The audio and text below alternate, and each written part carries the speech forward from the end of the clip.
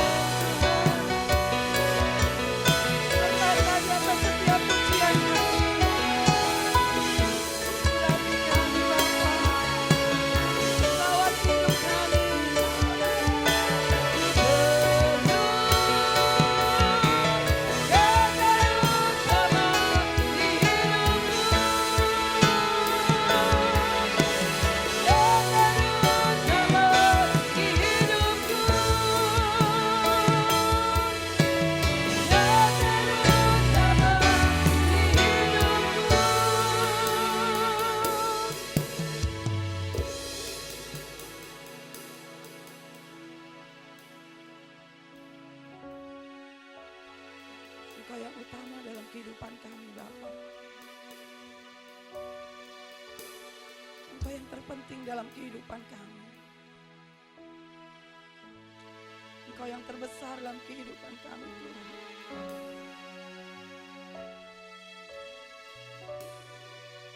Kasih-Mu sungguh sangat besar. Yesus terlebih besar. Yesus terlebih besar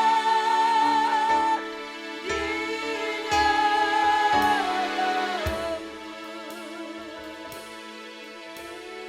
dalammu. Katakan Dia Allah yang besar dalam hidup kita. Yesus terlebih besar, Engkau Allah yang besar.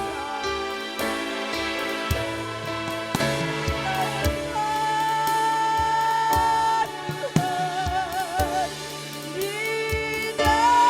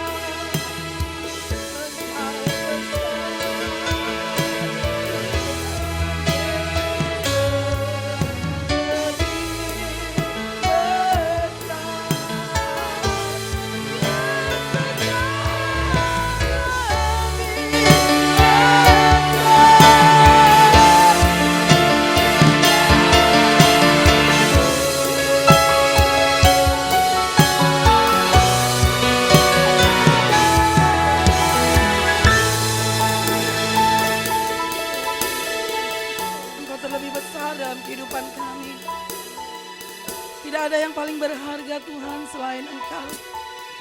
Untuk selalu ada di dalam hidup kami yang menuntun, menggandeng. Bahkan hidup kami dipenuhi oleh sukacita yang daripada Engkau. Itu sebabnya Tuhan, sebelum kami mendengarkan firman-Mu, mari Engkau urapi setiap kami. Kau berikan kami hikmat, pengertian akan kebenaran firman-Mu. Dan mampukan kami ya Tuhan, oleh kekuatan Roh Kudus-Mu, untuk kami boleh melakukan setiap kebenaran firman-Mu. Bekerjalah ya Roh Kudus, berkaryalah. Urapi hamba-Mu Tuhan. Engkau menyempurnakan apa yang hamba-Mu sampaikan. Bahkan biarlah Engkau berkata-kata melalui lidah bibir hamba-Mu. Supaya semuanya terjadi sesuai dengan kehendak-Mu. Bagi setiap kami yang hadir pagi hari ini Bapa. Di dalam nama Yesus kami mau mendengarkan firman-Mu. Haleluya. Amin. Shalom, selamat pagi. Terima kasih kepada tim musik BL Singer. Shalom bagi kita semua, selamat pagi. Ya saudaraku. Ya, sudah lama saya tidak berdiri di tempat ini untuk menyampaikan kebenaran firman Tuhan. Bukan secara kebetulan kalau hari ini ya saya boleh ada di tempat ini. Karena sesuatu dan lain hal yang mengharuskan saya harus ada di tempat ini. Ya.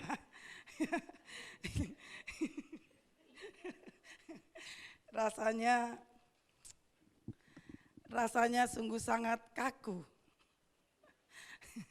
Bukan beberapa bulan tetapi beberapa tahun saya tidak pernah berdiri di tempat ini. Dan kalau sekarang saya ada, itu semua karena kemurahan Tuhan. Tuhan yang memampukan saya. Amin. Itu semua karena dukungan doa Bapak Ibu semuanya yang selalu mensupport kami di dalam pekerjaan Tuhan terlebih pagi hari ini. Baik, pagi hari ini kita akan membahas menantikan waktu Tuhan yang terbaik di dalam Pengkhotbah 3 ayat 11. Tolong dibaca Pengkhotbah 3 ayat 11.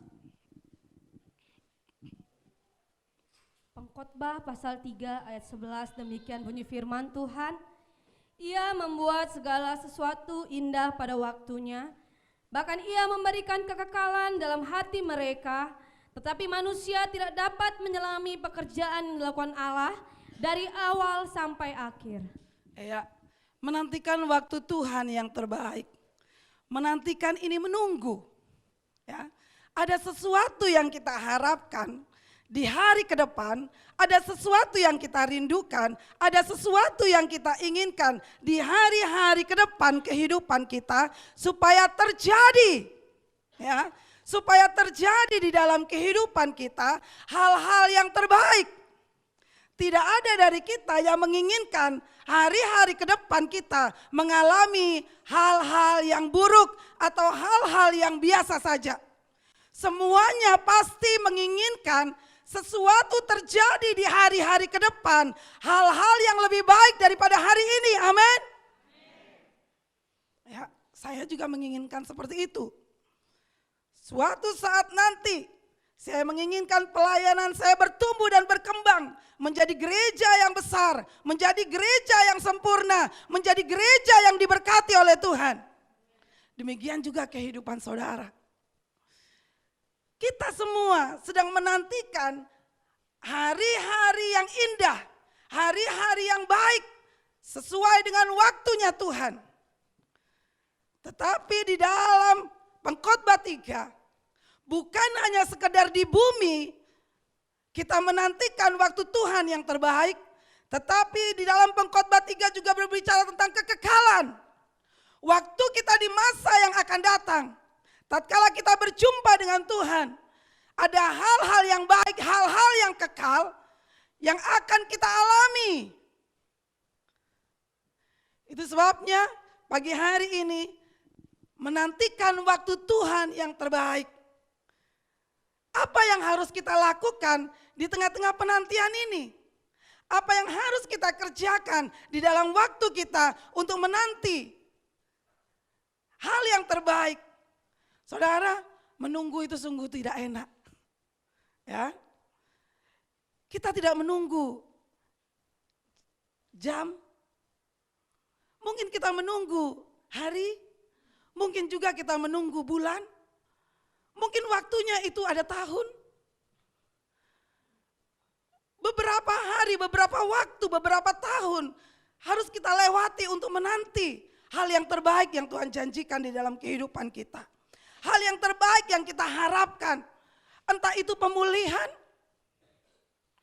entah itu peningkatan ekonomi, entah itu usaha, karir, pekerjaan. Kita menunggu yang terbaik dari Tuhan.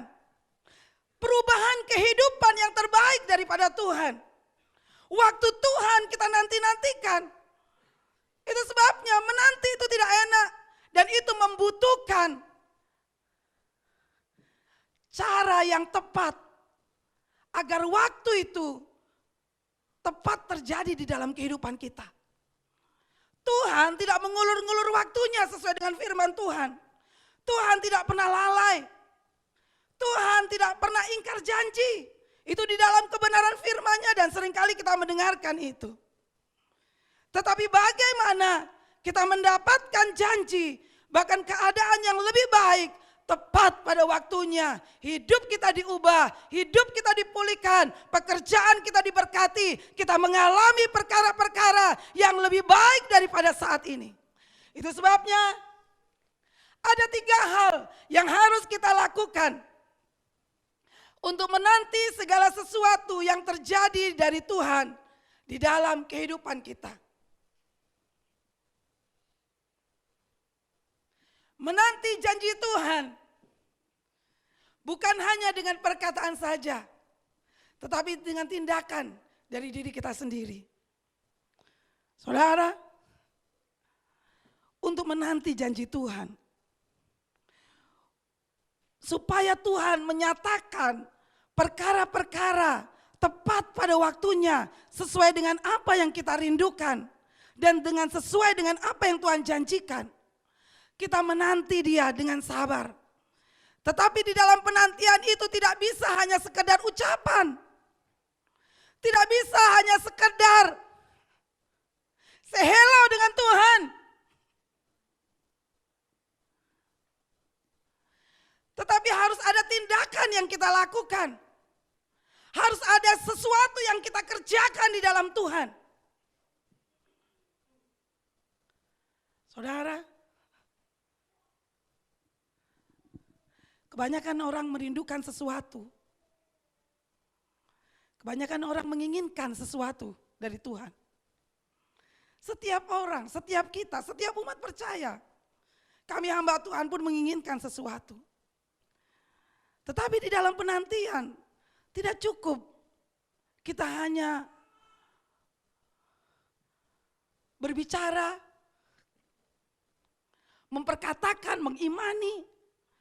Ya, ada kata-kata profetik, itu bagus. Tetapi kalau tidak ada tindakan dari dalam diri kita, bagaimana hal itu terjadi di dalam diri kita?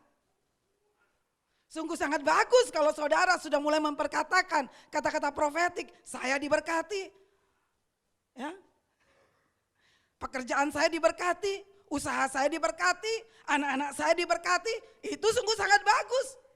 Tetapi kalau ucapan saja tidak ada tindakan, apa artinya semua itu? Seperti gong yang dibunyikan. Dan dia berlalu begitu saja bunyinya. 3 hal yang harus kita lakukan untuk menantikan segala sesuatu yang terbaik dari Tuhan. Yang pertama, bangunlah. Dalam Yudas 1 ayat 20. Yudas pasal 1 ayat 20 demikian bunyi firman Tuhan. Akan tetapi kamu, saudara-saudaraku yang kekasih, bangunlah dirimu sendiri di atas dasar imanmu yang paling suci dan berdoalah dalam Roh Kudus. Ya. Membangun dirimu sendiri di atas imanmu yang paling suci dalam firman Allah yang hidup, tetapi saudara harus senantiasa membangun kehidupan atas dasar iman kita yang sesuci-sucinya dan belajar berdoa dalam kuasa dan kekuatan Roh Kudus. Harus senantiasa membangun kehidupan di atas dasar iman. Saudara, membangun itu bukan waktu yang singkat. Membangun itu memerlukan waktu. Mungkin ada yang pernah membangun rumah dalam waktu 2 hari. Pak Wayan, bagaimana membangun rumah dalam waktu 2 hari? Bisakah? Ada dasar yang harus dibangun. Ada dasar yang harus dikerjakan terlebih dahulu. Membangun kehidupan seperti diumpamakan seperti membangun sebuah gedung. Semakin tinggi gedung itu, dia harus membangun pondasinya semakin kuat. Dia harus menata batu demi batu, lalu diberi semen, diperkuat. Ada besi-besi di dalamnya untuk memperkuat. Dan tidak cukup 1 hari, ada proses di dalamnya.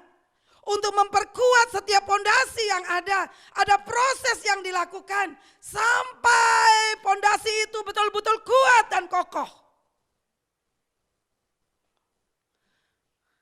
Kehidupan juga demikian.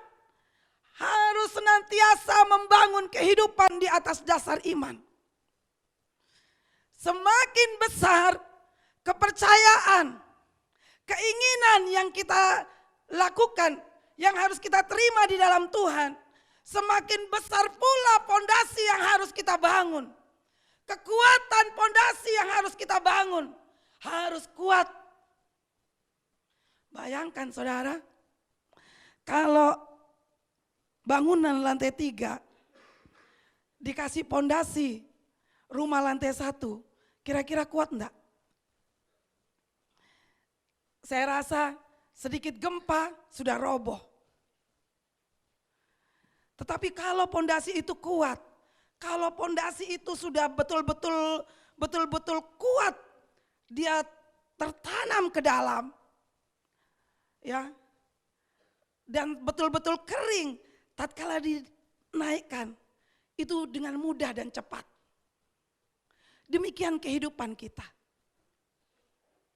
Untuk menunggu waktu Tuhan, yang pertama kita harus lakukan, bangunlah. Harus senantiasa membangun kehidupan di atas dasar iman. Bangunlah, itu kata perintah untuk bertindak.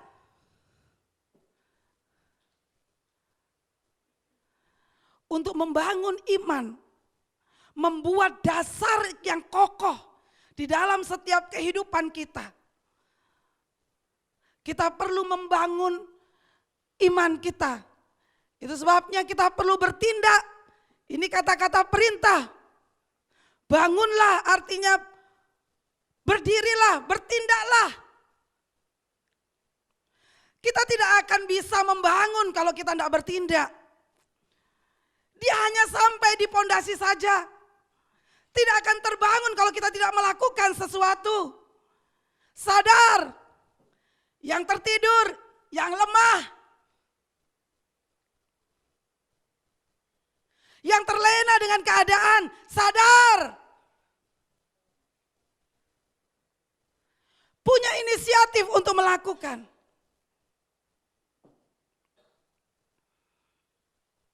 Kita mau hidup kita diubah.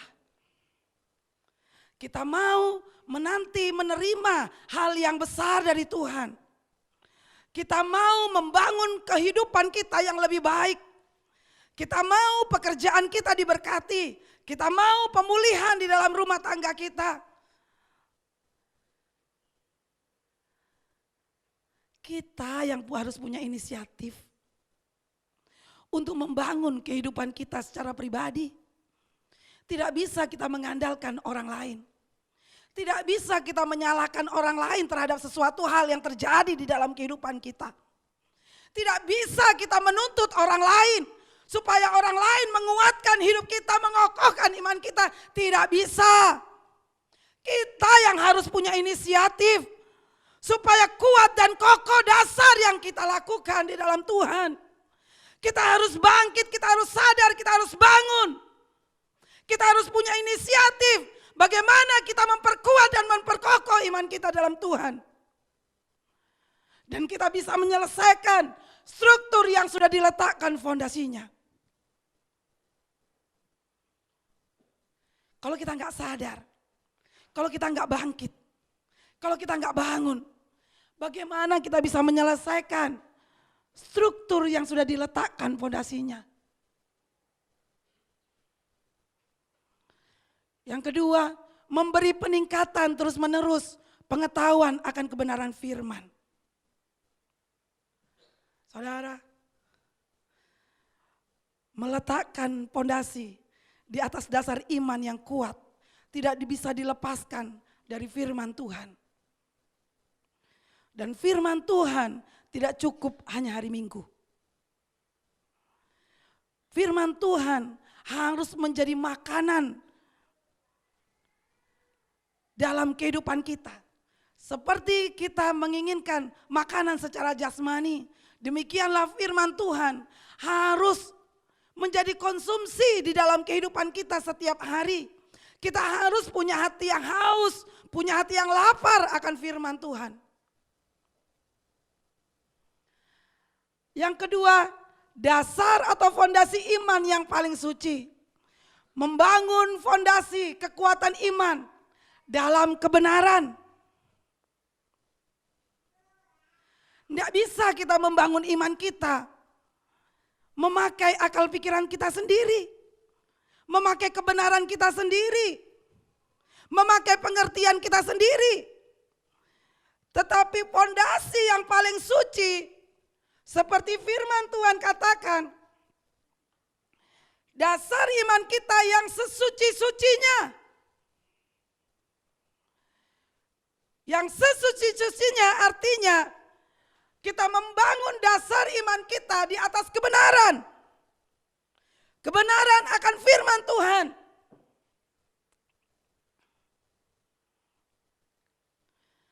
Iman dan firman tidak bisa dipisahkan. Iman kita akan terbangun tatkala ada firman yang kita dengar. Ada firman yang kita konsumsi. Tetapi bagaimana iman bisa terbangun? Kalau firman saja kita tidak pernah baca. Bagaimana iman itu akan menjadi sebuah realita kehidupan? Kalau iman itu tidak bertumbuh, kalau iman itu mati, mungkin tumbuh, tetapi seperti pohon bonsai. Bagaimana kita akan memperoleh sesuatu hal yang daripada Tuhan? Kebenaran yang kita lakukan, standarnya adalah firman Tuhan.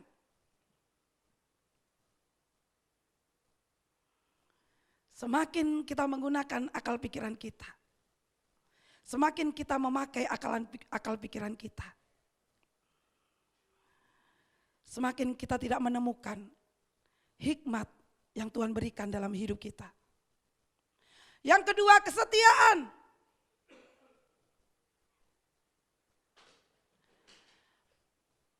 Saudara,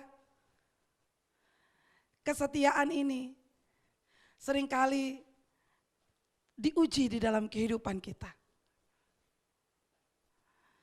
Kesetiaan ini seringkali luntur dalam kehidupan kita. Setia membaca firman, setia membangun hubungan dengan Tuhan, setia melakukan hal yang baik di dalam Tuhan. Kesetiaan ini seringkali luntur. Itu sebabnya seringkali tatkala kita mau menerima sesuatu, seringkali itu lewat begitu saja.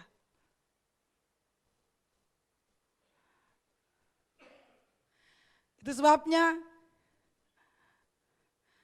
kesetiaan dan ketulusan. Ketulusan ini berbicara tentang kerelaan hati untuk melakukan setiap kebenaran firman. Untuk melakukan hal yang baik di dalam Tuhan. Bukan dengan terpaksa. Bukan dengan didorong-dorong. Disuruh-suruh. Tetapi inilah standar iman kita di dalam Tuhan. Kalau kita mau membangun iman kita yang sesuci-sucinya, harus ada kebenaran, harus ada kesetiaan. Kesetiaan ini yang paling sulit untuk kita lakukan. Kebenaran mungkin ada, tetapi untuk melakukan kebenaran itu loh, itu perlu kesetiaan, perlu keteguhan hati, perlu keinginan yang keras untuk melakukannya. Saudara,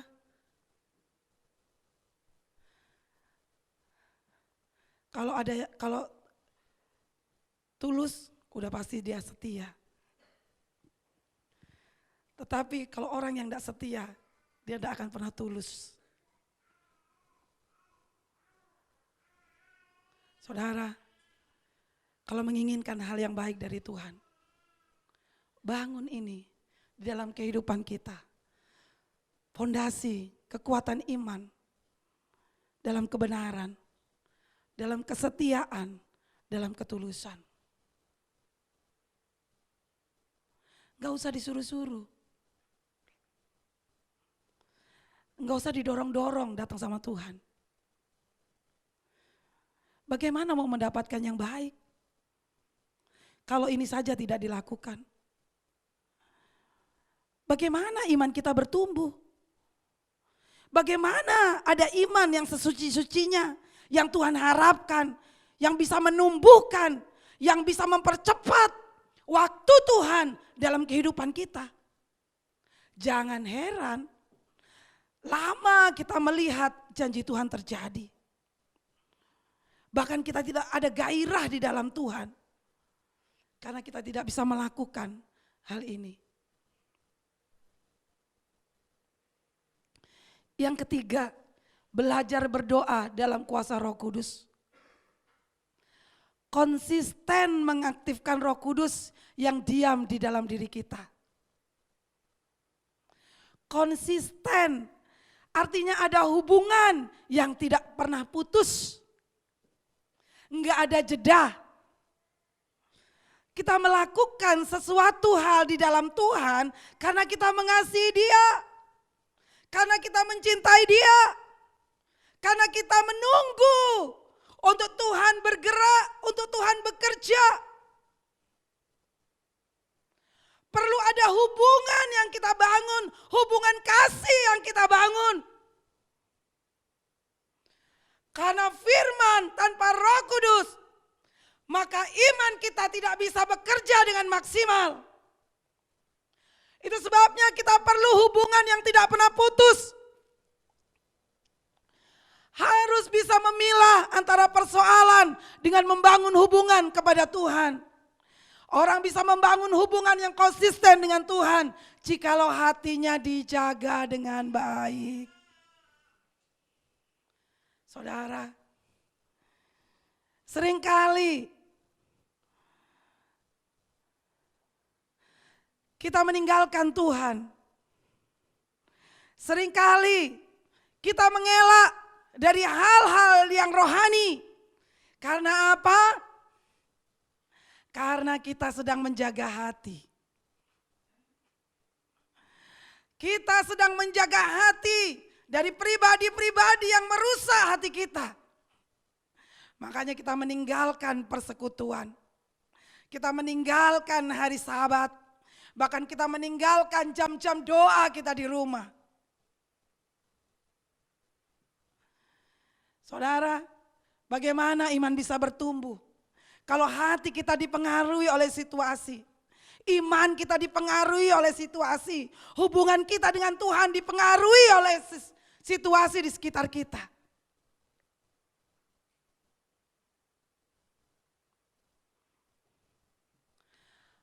konsisten mengaktifkan Roh Kudus yang diam di dalam diri kita.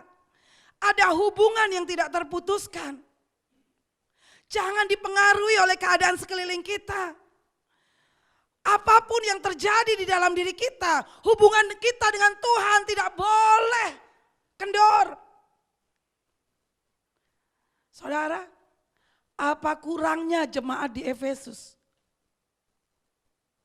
Mereka melayani Tuhan. Mereka membenci kejahatan firman Tuhan katakan di dalam Wahyu 2. Mereka giat menolong satu dengan yang lainnya. Tetapi Tuhan katakan, aku mencela engkau karena cinta mula-mulanya kendor. Karena cinta mula-mulanya sudah tidak ada di dalam jemaat Efesus. Jangan hidup kita, hubungan kita dengan Tuhan dipengaruhi. Bangkitkan terus gairah kita di dalam Tuhan. Spirit mengaktifkan Roh Kudus yang ada di dalam diri kita. Setiap kita ada Roh Kudus di dalam hidup kita. Dia yang akan bekerja untuk menguatkan kita, meningkatkan iman kita di dalam Tuhan, meningkatkan, mengaktifkan iman kita, kerohanian kita di dalam Tuhan. Saudara, seringkali keadaan kita goyah. Hubungan ini yang seringkali rusak.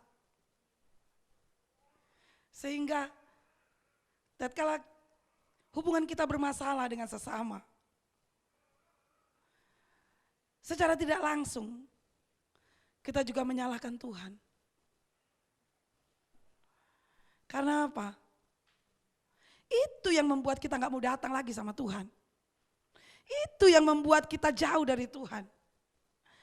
Itu yang tidak mau membuat kita datang ke gereja. Tapi hari ini kita mau menerima hal yang baik dari Tuhan.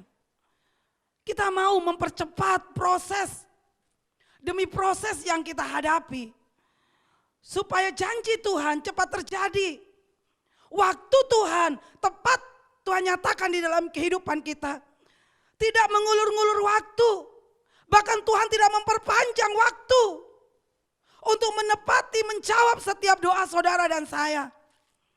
Itu sebabnya iman kita harus bertumbuh. Kesetiaan kita harus bertumbuh. Bahkan Roh Kudus yang harus di dalam diri kita harus terus diaktifkan. Ini fasilitas loh saudaraku. Fasilitas yang diberikan Tuhan di dalam kehidupan kita. Tanpa Roh Kudus tidak ada satu hal pun yang bisa kita kerjakan di dalam Tuhan. Tanpa Roh Kudus tidak akan mungkin kita memiliki kemampuan. Karena Dialah menolong kita di dalam segala hal. Siapa yang sanggup berjalan sesuai dengan kekuatannya sendiri? Itu sebabnya pengkhotbah katakan begini. Sungguh kita tidak bisa memahami jalan Tuhan yang penuh dengan rahasia.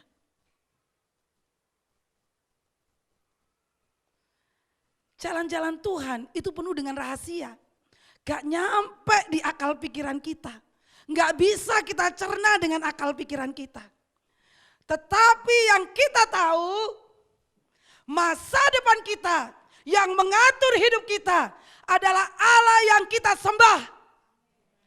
Allah yang dahsyat yang merancangkan hal-hal yang baik buat saudara dan saya. Yang kita tahu itu. Itu sebabnya kenapa kita perlu mengaktifkan Roh Kudus di dalam kehidupan kita. Yang kedua, peliharalah. Yudas 1 ayat 21. Yudas pasal 1 ayat 21, demikian bunyi firman Tuhan. Peliharalah dirimu demikian dalam kasih Allah sambil menantikan rahmat Tuhan kita Yesus Kristus untuk hidup yang kekal. peliharalah. Di dalam terjemahan sederhana Indonesia, demikian firman Tuhan, jagalah dirimu supaya tetap menjalin hubungan kasih dengan Allah. Karena Tuhan kita Yesus sangat mengasihani kita.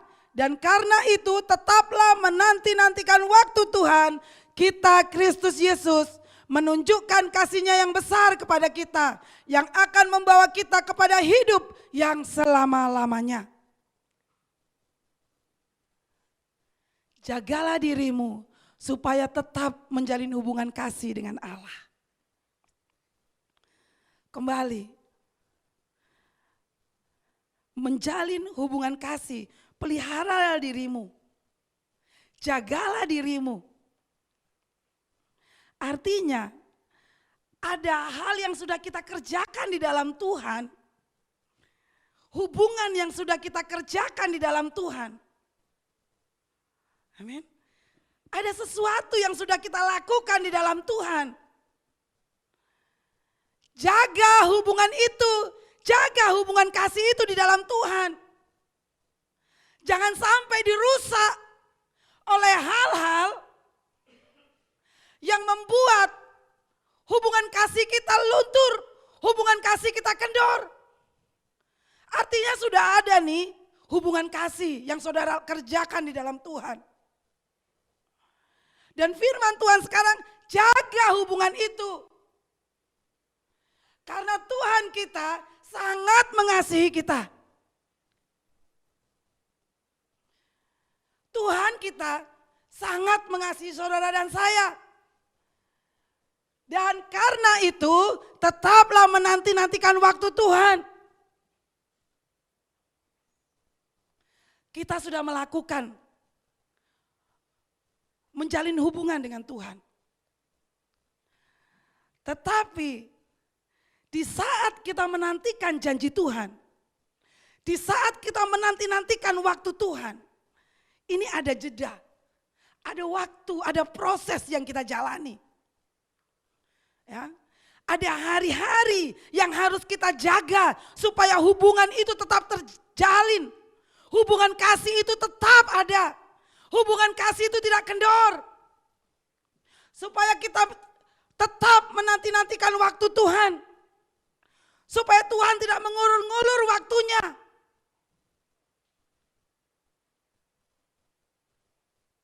Itu sebabnya apa yang harus kita lakukan? Di dalam menanti-nantikan waktu Tuhan. Bukan saja pada kehidupan di bumi, tetapi kehidupan di seberang sana, kekekalan.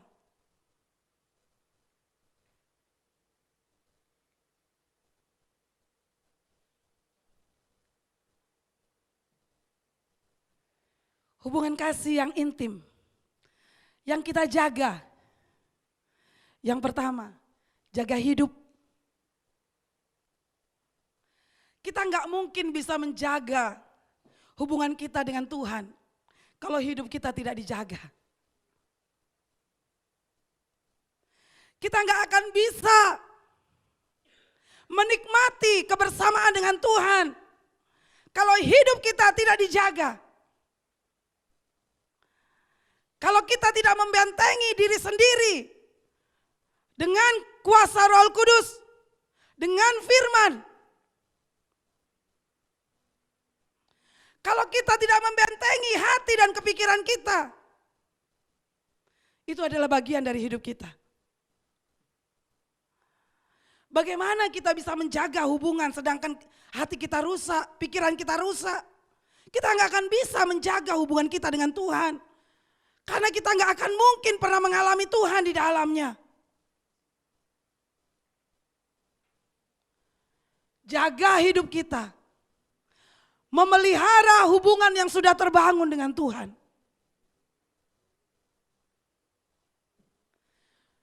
Jangan kendor, jangan hilang cinta mula-mulanya.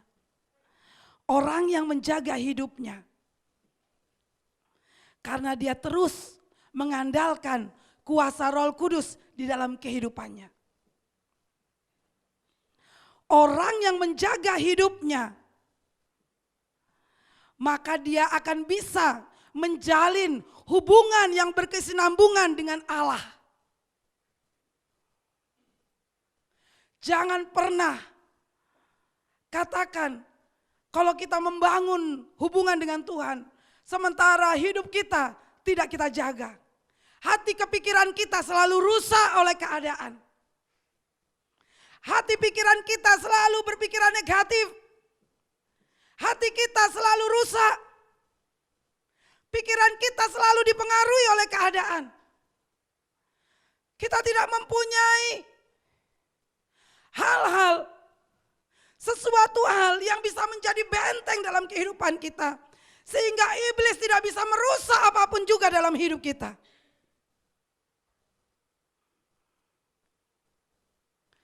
Jaga hidup bukan hanya sekedar pergaulan, jatuh dalam perzinahan. Tetapi jaga hidup, ini berbicara juga bagaimana kita menjaga hati dan pikiran kita.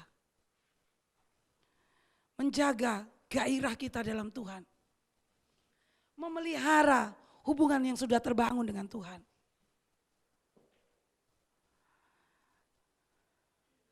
Cinta mula-mula, waktu kita berjumpa, kita mengalami cinta mula-mula. Dan itu yang Tuhan mau kita pelihara.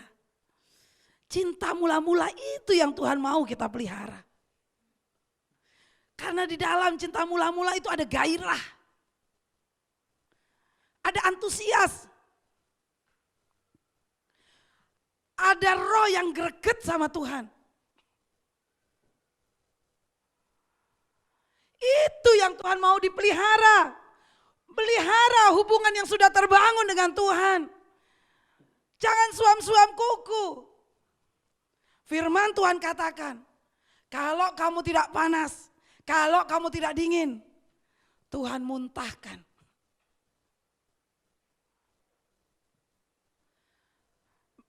Makanya ini yang perlu kita bangun.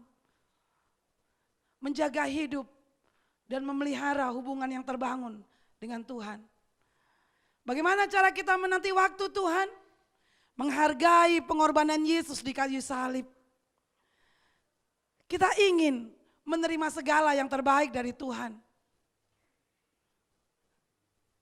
Kita menginginkan hal yang besar dari Tuhan.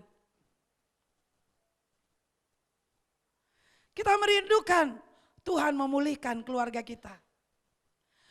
Kita rindukan Tuhan memulihkan anak-anak kita. Tuhan memulihkan suami kita. Tuhan memulihkan istri kita. Tuhan memulihkan ekonomi kita. Bagaimana hal itu terjadi? Kalau di dalam penantian waktu kita nggak bisa menghargai Tuhan. Pengorbanan Yesus di kayu salib kita nggak bisa hargai.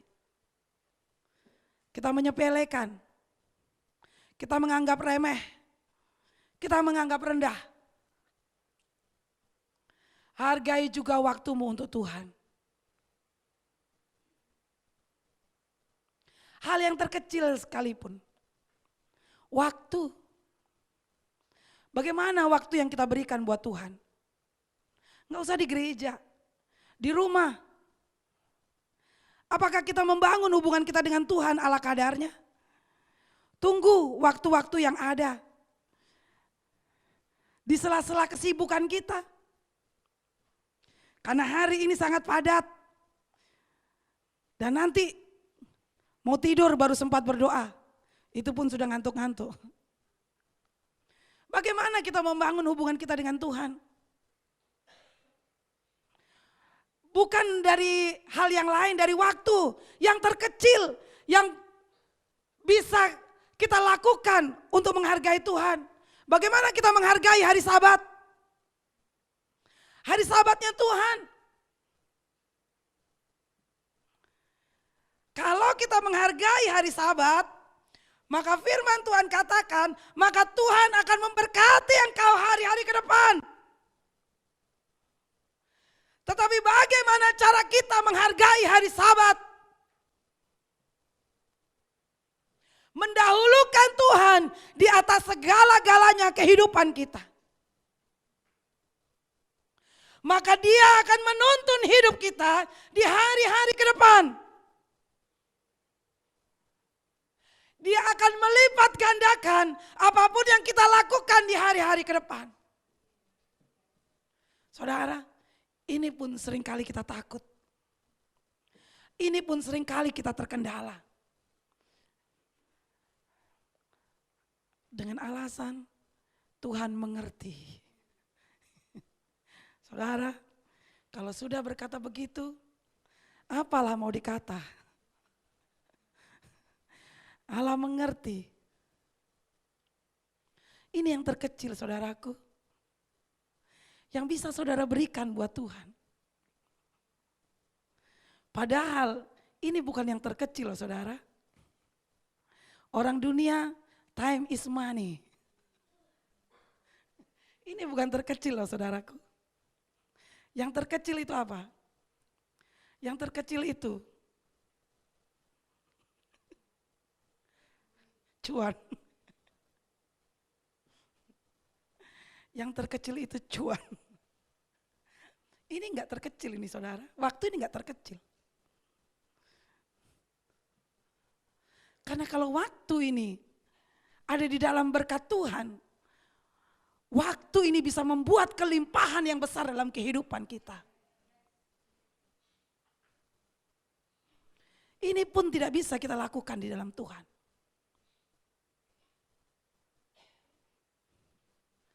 Saudara, hargai pengorbanan Yesus di kayu salib. Kalau saudara ingin menerima yang terbaik dari Tuhan. Kalau ingin kita menerima hal yang berharga dari Tuhan. Yang ketiga, tunjukkanlah. Yudas 1 ayat 22. Yudas pasal 1 ayat 22, demikian bunyi firman Tuhan. Tunjukkanlah belas kasihan kepada mereka yang ragu-ragu. Ya. Tunjukkanlah belas kasihan kepada mereka yang ragu-ragu. Yang pertama, bangunlah.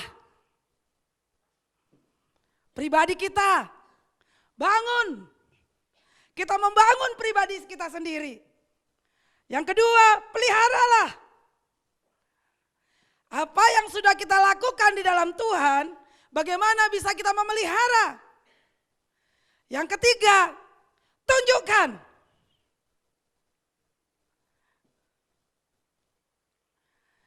Tunjukkan. Ini kata kerja. Memberi contoh. Dari apa yang kita bangun, apa yang kita pelihara, kita harus menunjukkan, memberi contoh, memberi kesaksian yang hidup di dalam diri kita. Itu sebabnya kita yang pertama harus berubah. Kita tidak akan bisa mengubah orang lain kalau kita tidak berubah. Kita tidak akan bisa menunjukkan belas kasihan kepada mereka yang ragu-ragu kalau kita tidak berubah. Kita tidak bisa menyuruh orang berhenti marah sedangkan kita masih pemarah. Kita nggak bisa menyuruh orang berhenti berbohong sedangkan kita masih berbohong. Kita nggak bisa menyuruh orang rajin sedangkan kita masih malas. Kita nggak bisa menyuruh orang untuk berdoa, sedangkan kita juga tidak pernah berdoa. Amin. Pernah nggak saudara? Saudara alami nggak? Pernah nggak menyuruh anak kita, menyuruh suami kita, menyuruh istri kita, dan dia tidak lakukan? Lakukan saudaraku, lakukan terlebih dahulu. Itu sebabnya tunjukkan yang pertama, kitanya yang harus berubah. Katakan, saya harus berubah. Kita yang berubah saudara. Kita gak bisa menyuruh orang berubah. Karena yang bisa mengubah orang itu hanya Tuhan. Doa kita yang bisa mengubah dia. Tidak cukup dengan perkataan. Amin. Tidak bisa hanya nasihat. Tidak bisa hanya untuk mengajari, itu bagus. Nasihat itu penting. Mengajari itu penting. Tetapi di atas itu yang terlebih penting, tunjukkan perubahan di dalam diri kita. Maka keadaan kita akan diubah oleh karena kehadiran kita. Kita yang pertama harus melakukannya, nah ini dia. Ini saudara, setelah berubah, lakukan. Kalau kita suruh anak berdoa, berdoa dulu. Cintai doa. Cintai firman. Tunjukkan bahwa kita itu disiplin dalam berdoa. Disiplin dalam kebenaran firman. Disiplin di dalam berkelakuan yang baik. Disiplin dalam perkataan yang benar. Tunjukkan. Lakukan. Saudara, saudara gak akan capek. Saudara gak akan pernah mengeluh oleh keadaan. Ini yang dinamakan ketulusan. Ini yang dinamakan kesetiaan. Kita yang pertama harus melakukan. Dari hidup kita akan mempengaruhi seluruhnya. Bagaimana kita suruh yang lain tidak berbohong, sedangkan kita saja berbohong? Sedangkan kita saja suka berbohong. Yang lain kita suruh rajin, sedangkan kita sendiri tidak rajin. Kita yang harus melakukan. Nanti hidup kita itu akan menjadi satu kesaksian.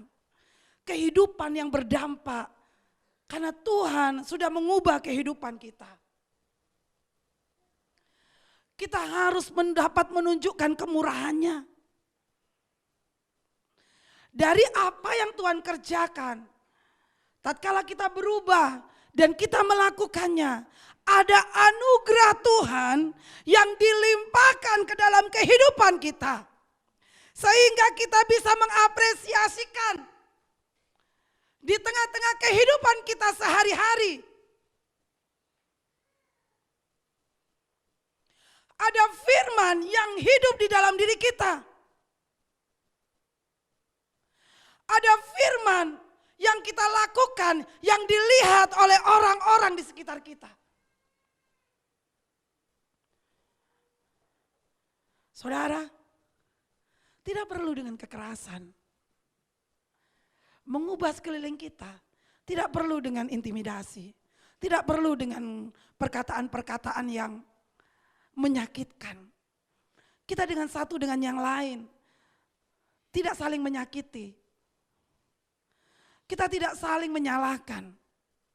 Karena dengan kehadiran kita, orang di sekitar kita akan diubah. Oleh karena anugerah Tuhan yang kita tunjukkan kepada sekeliling kita melalui kehidupan kita sehari-hari.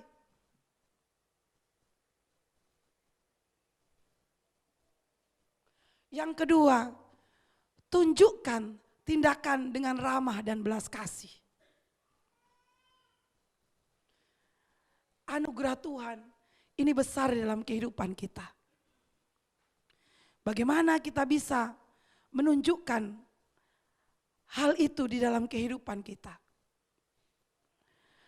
Maka hal-hal yang tadi dalam Yudas ayat 20, Yudas 21 sampai 22.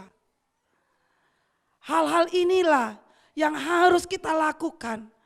Kalau kita mau melihat waktu Tuhan yang cepat terjadi di dalam kehidupan kita. Yudas 1 ayat 23. Yudas pasal 1 ayat 23 demikian bunyi firman Tuhan. Selamatkanlah mereka dengan jalan merampas mereka dari api, tetapi tunjukkanlah belas kasihan yang disertai ketakutan kepada orang-orang lain juga, dan bencilah pakaian mereka yang dicemarkan oleh keinginan-keinginan dosa. Selamatkanlah beberapa dari mereka, seolah-olah merenggutkan mereka dari nyala api neraka. Sedangkan beberapa yang lain, tolonglah mereka menemukan Tuhan dengan bersikap ramah terhadap mereka. Tetapi hindarkanlah kemungkinan ikut terjerumus ke dalam dosa mereka. Bencilah akan setiap dosa mereka, tetapi tunjukkan belas kasihan kepada mereka sebagai orang berdosa. Apa yang kita lakukan, apa yang kita kerjakan di dalam Tuhan, itu bisa berdampak bagi orang-orang di sekitar kita, merampas mereka dari keadaan mereka. Tatkala mereka berjalan di dalam ketidakbenaran, cara hidup kita, gaya hidup kita yang akan merampas dia untuk masuk ke dalam rancangan Tuhan, menjadi hidup serupa dengan Tuhan. Enggak zamannya pakai kekerasan, enggak zamannya pakai intimidasi, tetapi hidup kita harus menjadi contoh bagi orang-orang di sekitar kita, merampas mereka, menolong mereka untuk menemukan Tuhan. Persoalannya, apakah kita sudah bertemu dengan Tuhan? Apakah kita mengalami perjumpaan dengan Tuhan? Bagaimana kita bisa membawa mereka untuk mengalami perjumpaan dengan Tuhan, menemukan Tuhan, sedangkan kita sendiri tidak menemukan? Saudara, bayangkan saja, kita sendiri nggak menemukan Tuhan, bagaimana kita bisa bawa orang menemukan Tuhan?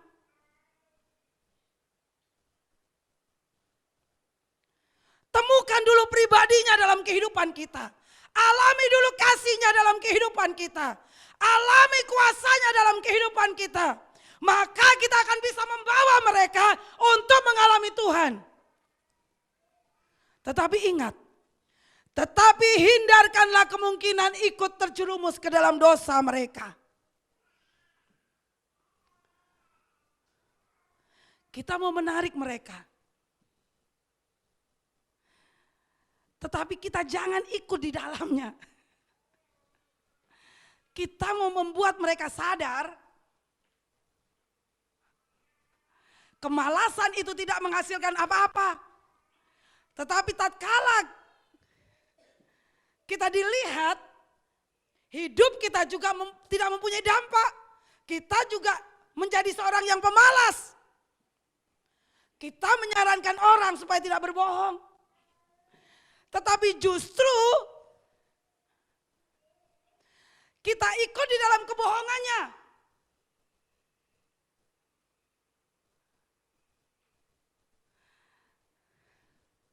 Saudara,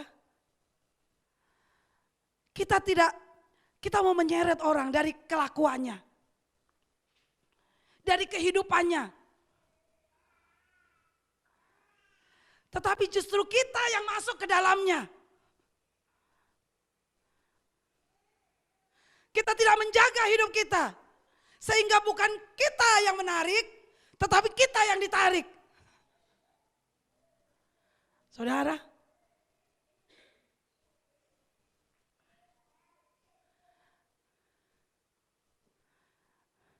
kalau kita mau mendapatkan hal yang terbaik dari Tuhan,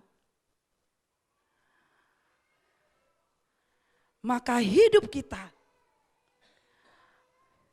harus seiring dengan apa yang Dia kehendaki di dalam kehidupan setiap kita. Bencilah akan setiap dosa, tetapi tunjukkanlah belas kasihan kepada mereka sebagai orang-orang berdosa. Dampak dari ayat 20, 21, 22, hidup kita akan mengerjakan perkara-perkara rohani di dalam Tuhan. Hidup kita menjadi hidup yang berdampak, hidup yang memberkati, hidup yang bisa menjadi memulihkan kehidupan orang lain. Tetapi firman Tuhan katakan, bukan benci orangnya, tetapi benci dosanya. Benci tingkah lakunya, benci cara berpikirnya, benci cara bicaranya.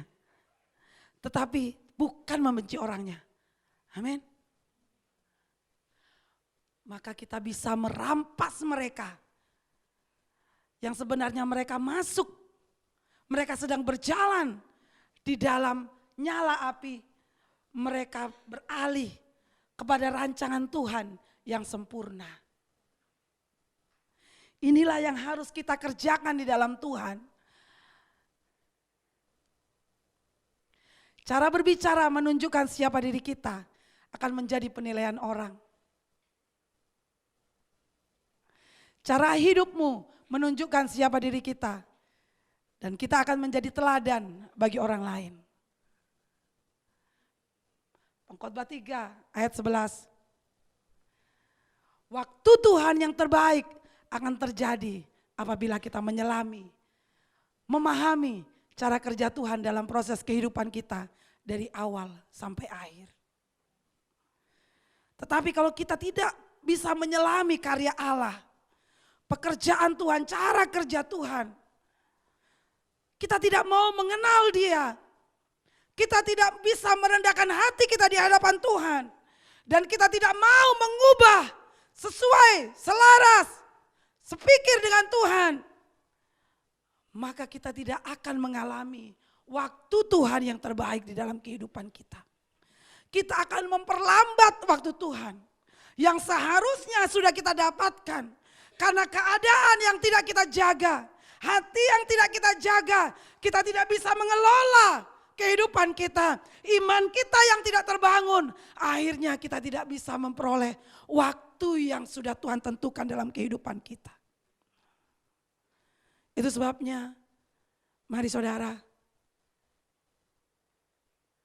hari ini kalau kita ingin mengalami waktu Tuhan yang terbaik, yang tidak diulur-ulur, yang tidak lama terjadi di dalam kehidupan kita, lakukan. Yudas 1 ayat 20, 21, 22, 23 menjadi dampak dari apa yang saudara lakukan. Tuhan Yesus memberkati.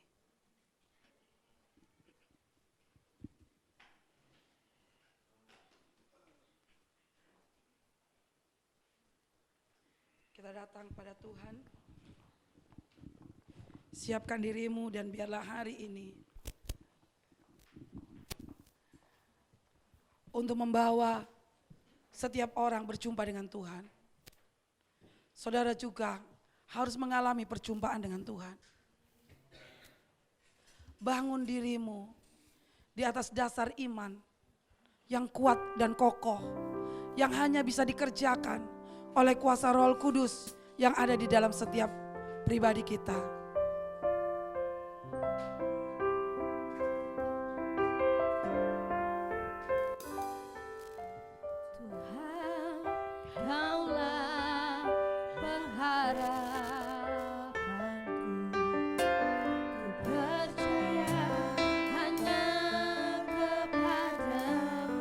Yesus,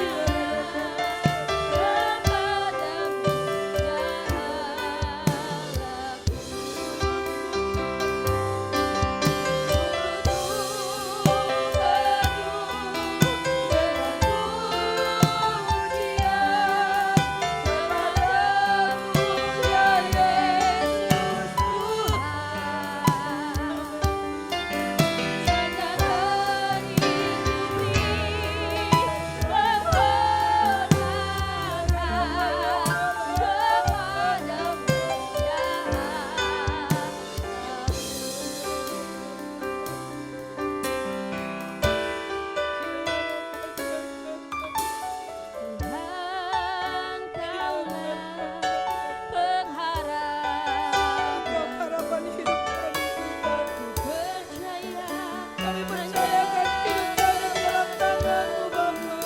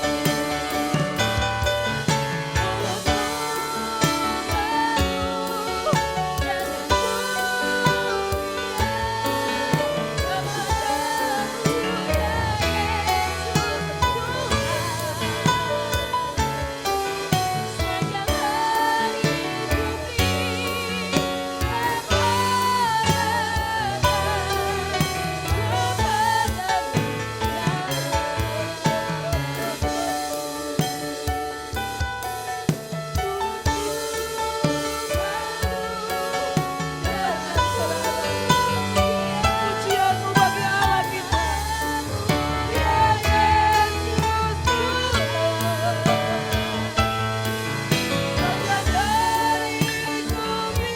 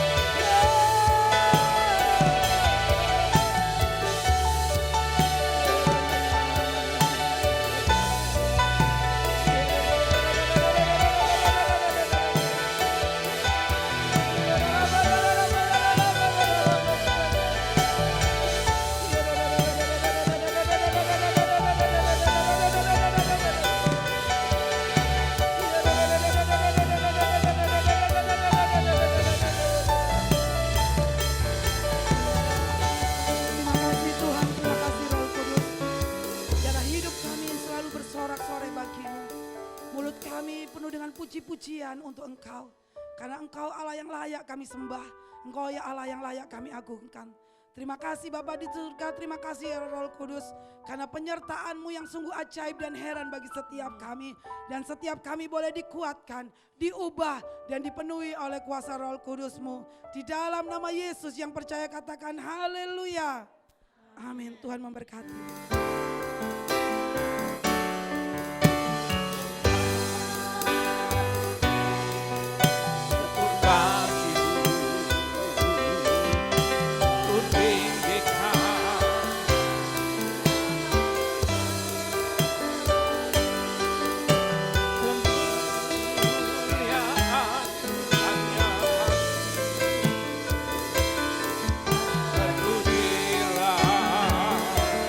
Nah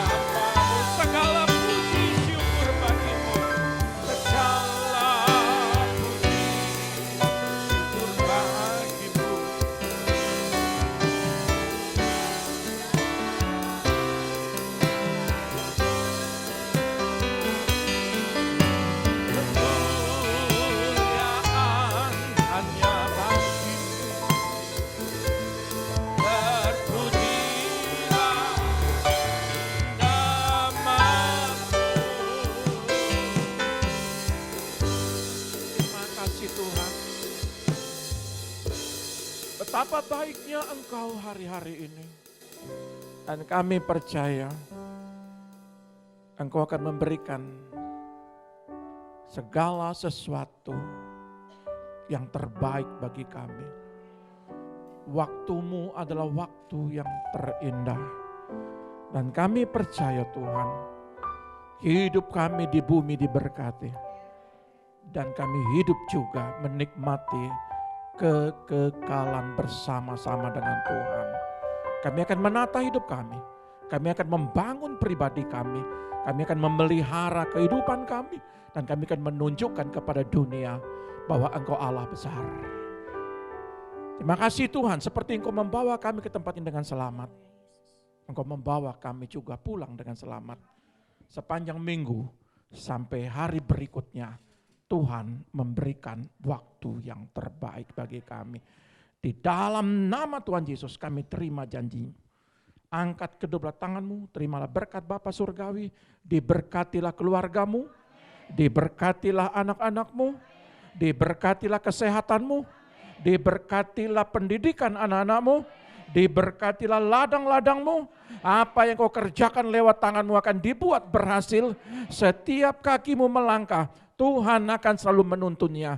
Diberkatilah engkau di bumi, diberkatilah engkau di sorga. Dalam nama Tuhan Yesus yang diberkati Tuhan, katakan haleluya. Tuhan Yesus memberkati kita.